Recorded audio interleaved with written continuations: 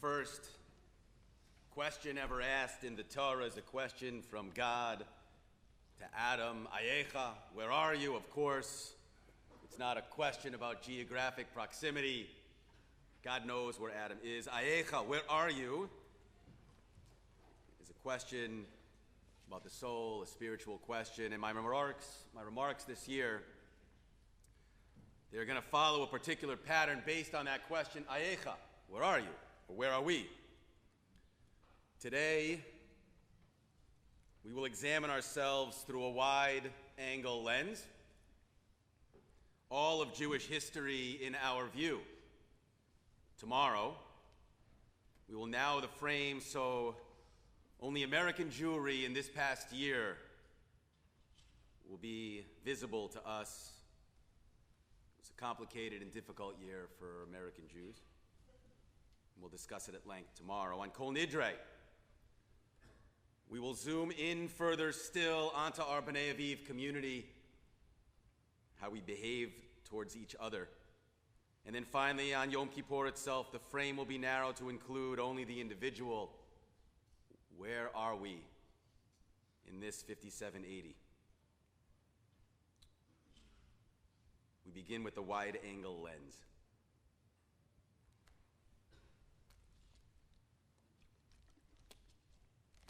Musket in hand, dog by his side.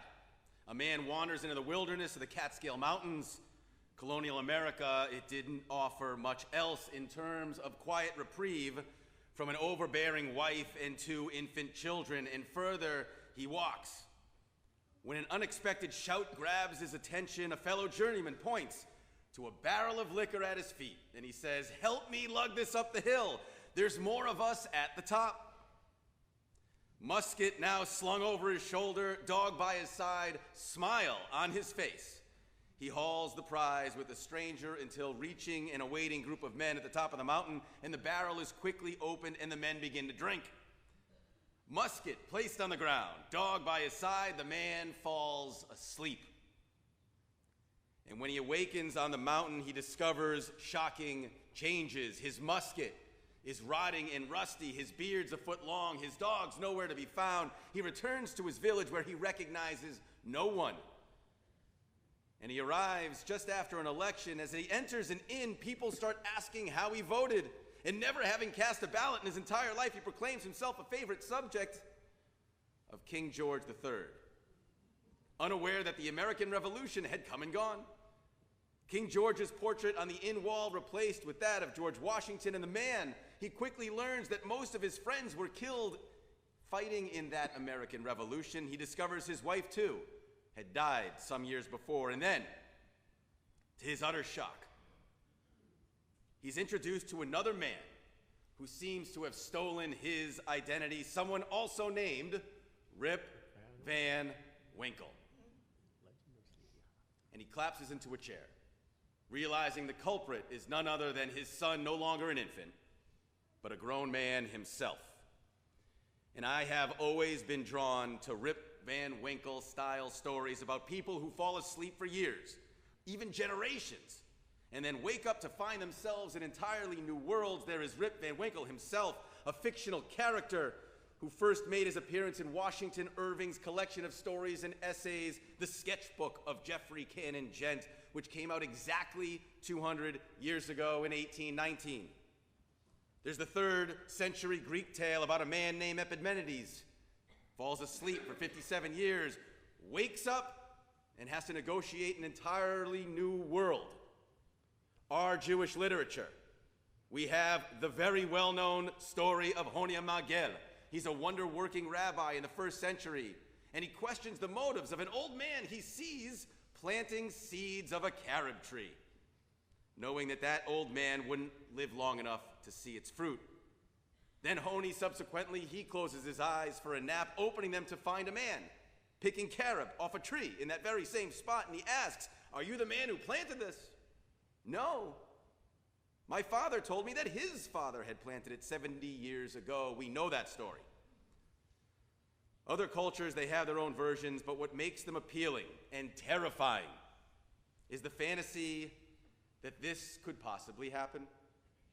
that we too could possibly get into bed tonight, turn off the light, drift off to sleep, and awaken not tomorrow, but century or two from now. And we all like to think that the world is sturdy, substantial, so constant and unchanging, and then these stories, they take root and they remind us it is all a fantasy, an illusion. What we feel's so real. It is an elaborate set that the stage crew of time will eventually take down and replace. And it happened this year. Some of you may have noticed a story in April about a woman named Munira Abdallah. She's from a small town in the United Arab Emirates, and she was in a terrible automobile accident in 1991. She was 32. She fell into a coma, actually a state called minimal consciousness, which is very different than the persistent vegetative state. She was kept alive by her family in the hope that she might one day awaken. And she did just that in April, awakening after 27 years and calling out to her son Omar, who was only 4 at the time of the accident. Other contemporary examples: Terry Wallace, 19. His pickup skids off a bridge near his hometown in Arkansas. Then one day in 2006, 19 years in a state of minimal consciousness, his mother walks in the room and he looks up and he says, "Ma." First words he'd uttered in almost 2 decades. Donald Herbert, Buffalo firefighter, injured on the job in 1995. He was left in a state of faint consciousness, and then in 2005, after a full decade of silence, he opens his eyes and asks for his wife. These stories, from fantasy to fact, they haunted me this summer as I sipped cocktails with my wife at an outdoor cafe in Barcelona.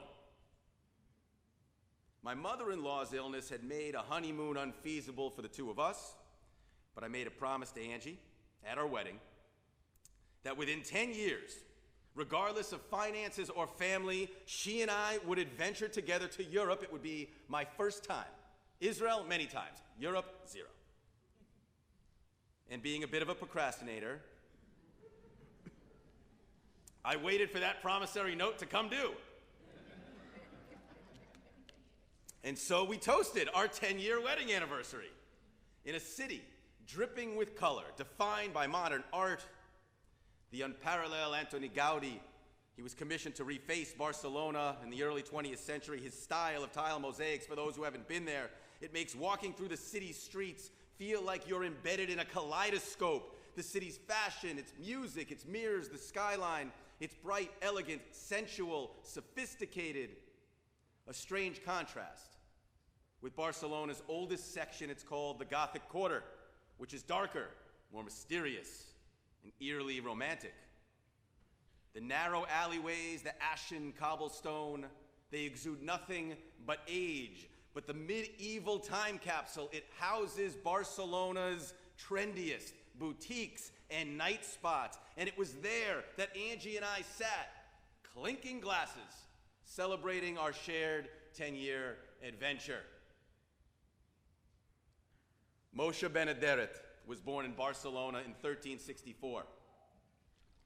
Born in the wake of King Pedro I's ascent to the throne of Castile. And Pedro I, he was uniquely favorable towards Jews, his rivals going as far as to call him king of the Jews. Bankers, doctors, jewelers, merchants, artisans, peddlers, they all thrived under his protection, guarded by the towering walls of the Jewish ghetto and the fear of royal reprisal for unsanctioned attacks against the Jewish community. And Moshe, he was raised on a street in the Jewish quarter bearing his name, Ben Aderet Street, because he was the great-great-grandson of Shlomo Benederet, today who's known as Rashba. He was the former head of Spanish Jewry. His prolific writings are studied to this day, books in my office.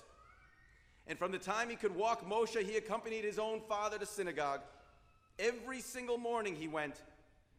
And though there were 4 synagogues in the Jewish quarter of medieval Barcelona, the pair only davened at the one once run by their ancestor, and Moshe's father would often gloat. In 1263, King James I sat in this synagogue in support of the great Rabbi Shlomo Benederet the Rashba.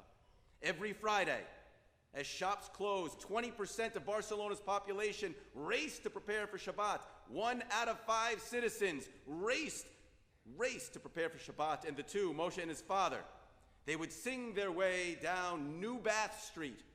It was a street named by the 12th century king of Castile, who built a mikveh for his pious Jewish doctor to ensure ritual comfort and accessibility. And whether out of spiritual obligation or just for the sake of memory, Moshe, he would continue to weekly immerse himself in that mikveh even after his father's death, which took place shortly after seeing his son wrapped tefillin for the first time. And then civil war would tarnish Moshe's teenage years. By his 18th birthday, Pedro I was murdered by his brother, whose enmity for the Jews was as extreme as his brother's respect for them, and he initiated an unprecedented era of suffering, persecution. The new king transformed the Jews of Barcelona from contributing assets to sponges, squeezing the community again and again, committed to draining it of its wealth. And the violence brewing in Spain because of money and politics, it needed only one factor for it all to erupt against the Jews, that factor being religion. Now married, expecting his third child, Moshe ben Aderet no longer sung his way to the mikveh. Instead, he sped through the ritual and he sped through services, impatient to begin the weekly huddle with other concerned Jews of Barcelona. And it's June 1391. Weeks earlier, Archdeacon Martin had delivered yet another inflammatory sermon in Seville, calling for the destruction of its 23 synagogues, the expulsion of the Jews from the city, and for nearly a decade, he'd been demanding all cities adopt similar methods of cleansing, and his popularity spreading through Spain. But in that time, during that decade, Moshe, all the Jews of Barcelona, they'd willingly siphoned off the majority of their income for the king, and he promised that the words of Martin, this evil deacon, they would remain confined to the church and they'd never spill into the street so long as the price was right. But then in October, the king had died. His 11-year-old son inherits the throne. Deacon Martin becomes administrator for the entire diocese. His call upon clergy to decimate the Jewish community goes unchallenged by the now boy ruler. And in the bowels of Barcelona's oldest synagogue, Moshe ben Aderet listens to news of slaughter and devastation. On June 6th, 1391, after a fiery sermon by Martin, the mob descended upon Seville's 7,000 Jews, murdering 4,000 of them, the rest submitting to baptism. The two largest synagogues became churches overnight. The others burned to the ground. Cordova, Toledo, Gerona, all met similar fates. Barcelona would certainly be next, and so Moshe drags himself home, numb from the news. His place at the Shabbat table awaits him. He's joined by his wife and his beautiful children. Moshe didn't realize he was weeping until the tears began falling like raindrops into the cup of wine he clutches in his hand. Would this be his last kiddush, he wonders. He sings the bracha, he sips his wine, and later he goes to sleep.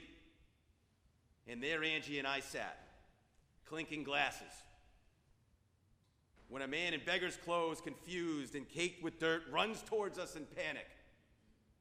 His eyes dart from side to side as if he's being chased, and when he reaches us, he points to the Megan David around my wife's neck, and he's whispering in frantic Spanish like he's divulging some kind of secret.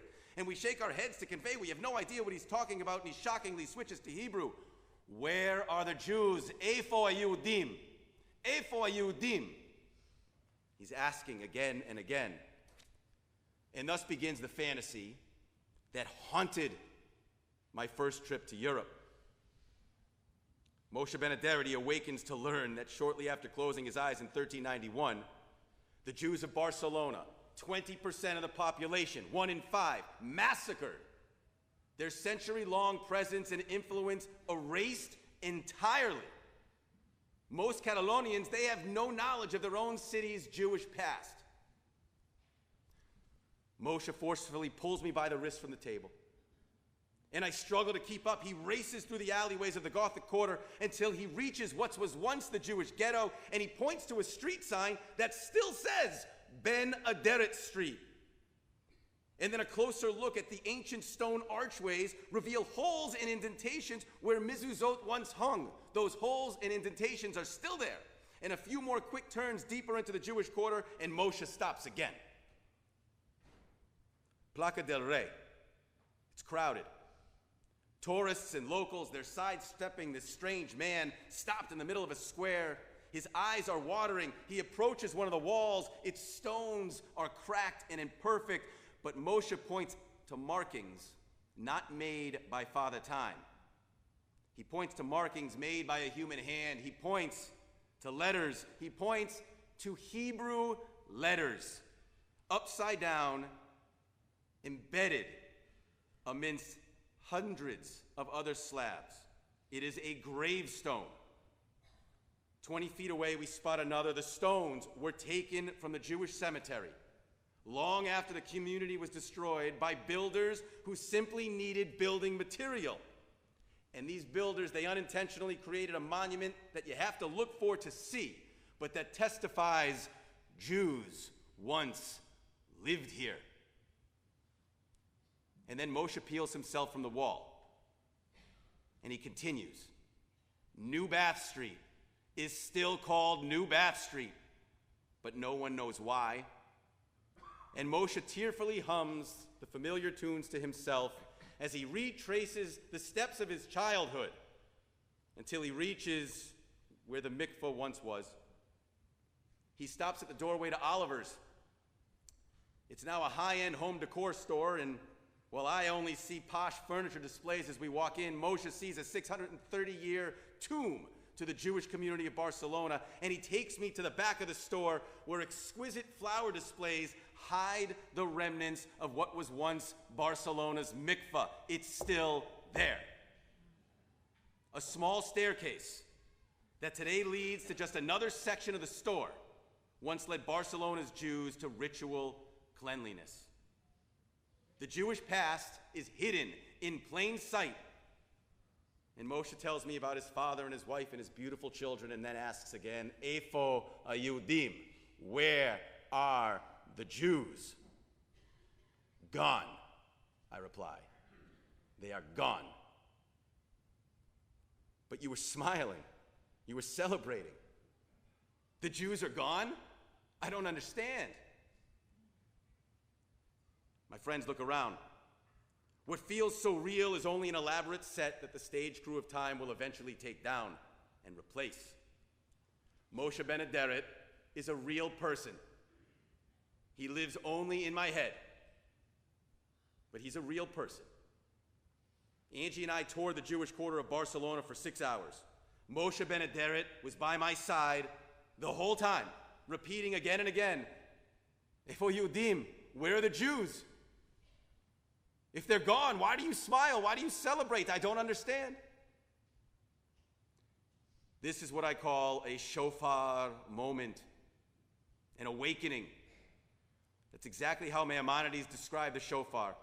12th century corpus of Jewish law, the shofar, he writes, it screams out, Uru Shemim, awake, you sleepers, from your sleep, and you slumberers from your dozing. And though Moshe Ben Aderet had been asleep for 628 years, it was my shofar moment, my awakening, and not his. Now, Rabbi Joseph Soloveitchik, who is one of the 20th century Jewry's leading figures, he understood shofar moments. He explains it like this. As the rain and wind blew, the rain and wind blew through the window of his room, half awake. Rabbi Soloveitchik jumps to close the window, and he thought of his wife sleeping downstairs.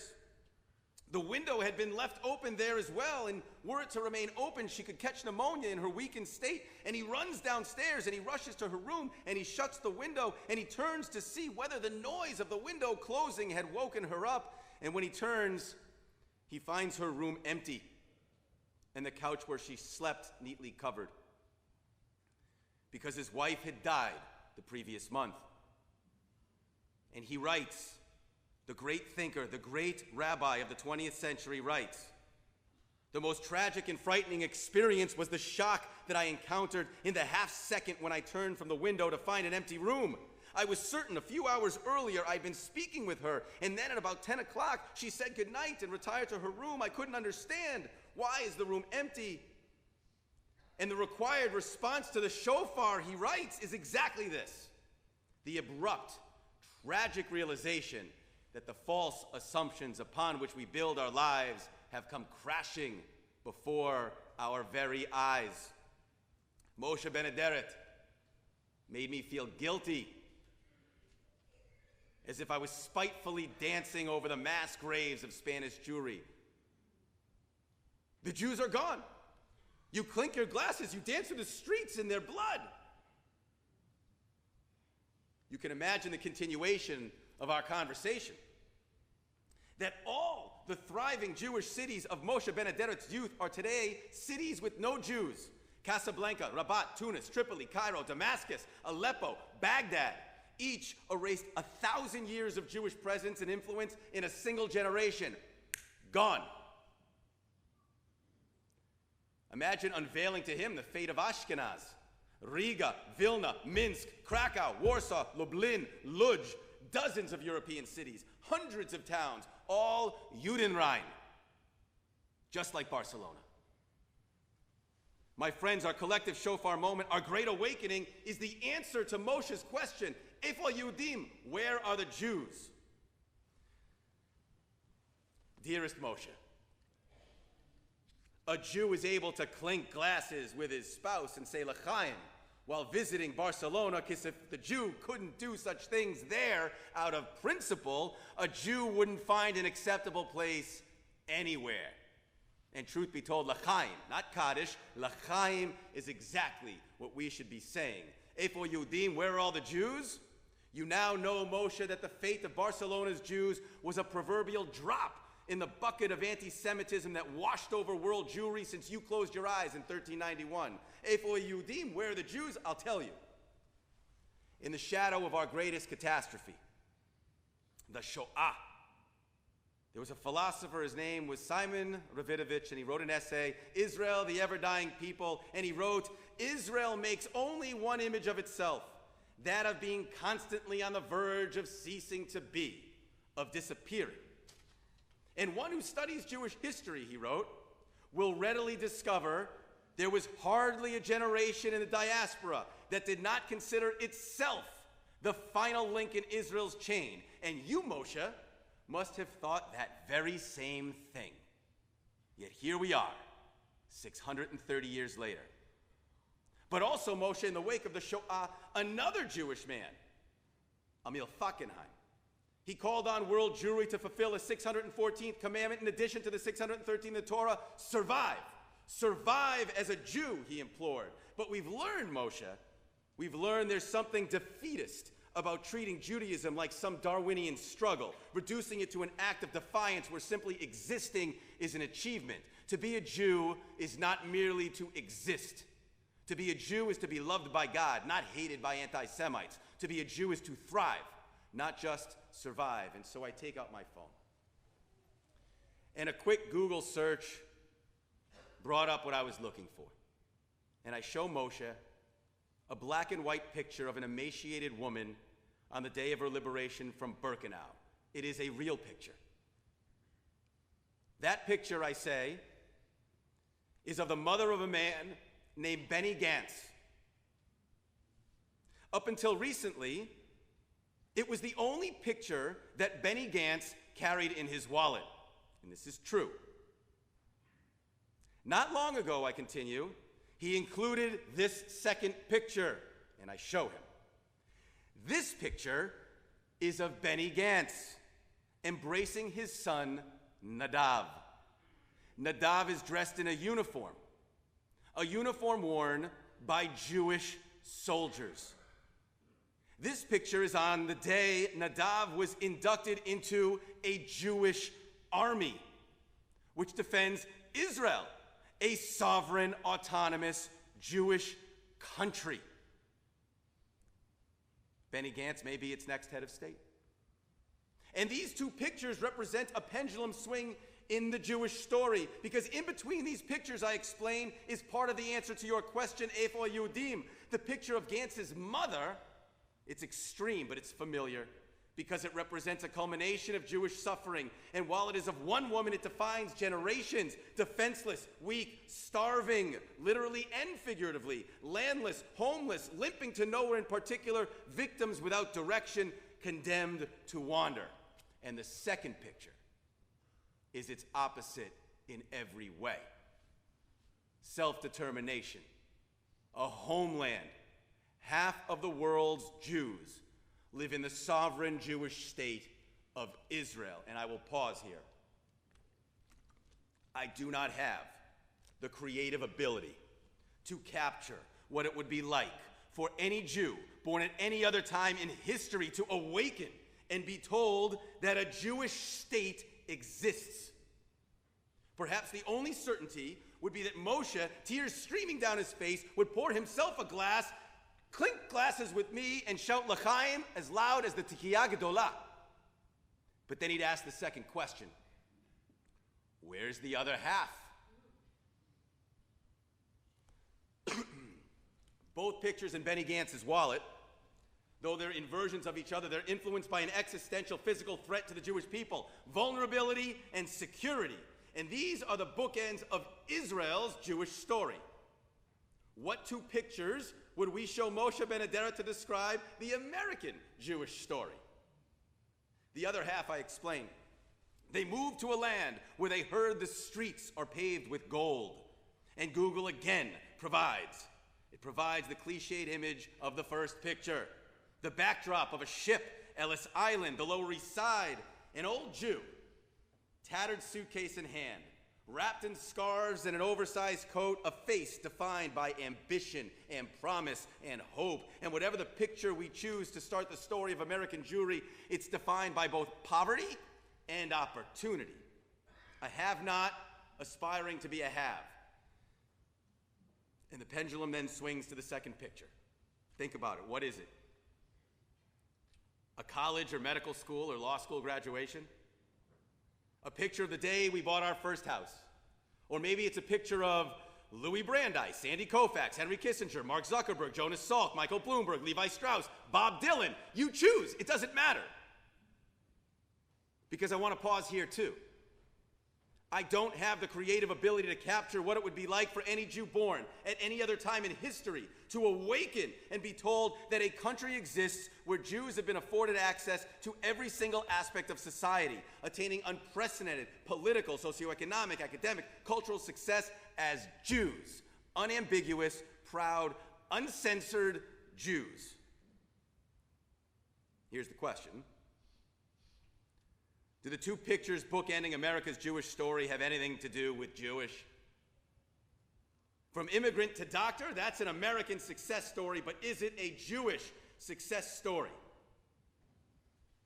My friends, we read from the Machzor. We just read it. May the sound of the shofar shatter our complacency. May the sound of the shofar summon us to service, stir us to respond as did Abraham, Hineni, here I am. May the sound of the shofar enter our hearts, for blessed is the people that hearkens its call. My friends, most of us, we know the story of our patriarch Yaakov, of Jacob. Jacob, he too falls asleep. And he dreams of angels ascending and descending on a ladder that stretches from heaven to earth. We know the story, but do we remember what happened when Yaakov wakes up? V'yir'ah. He's terrified. Why? God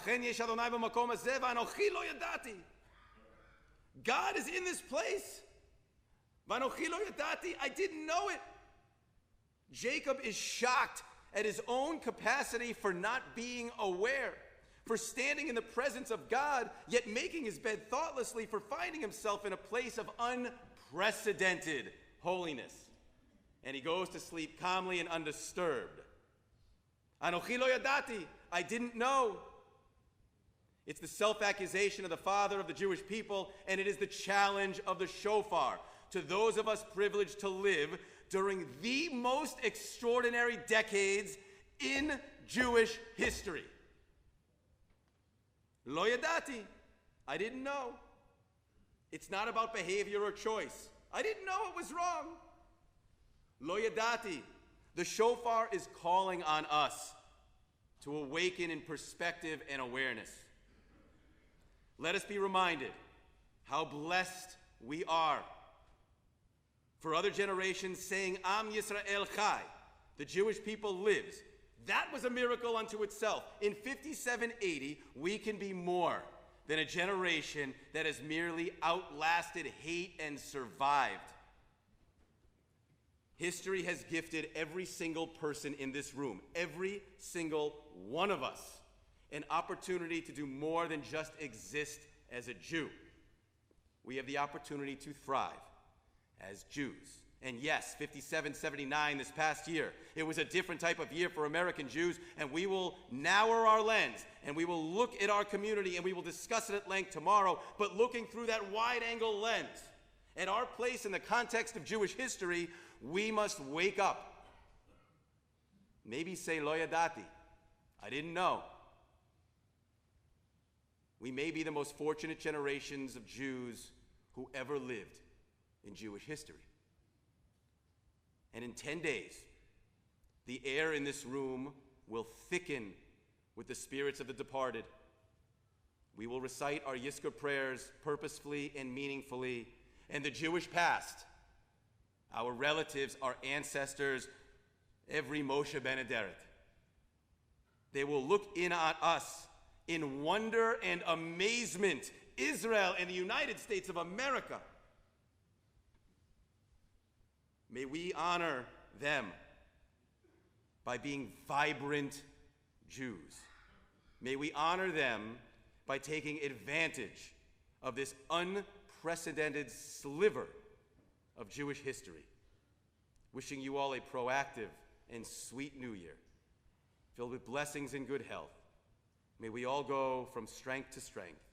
Amen.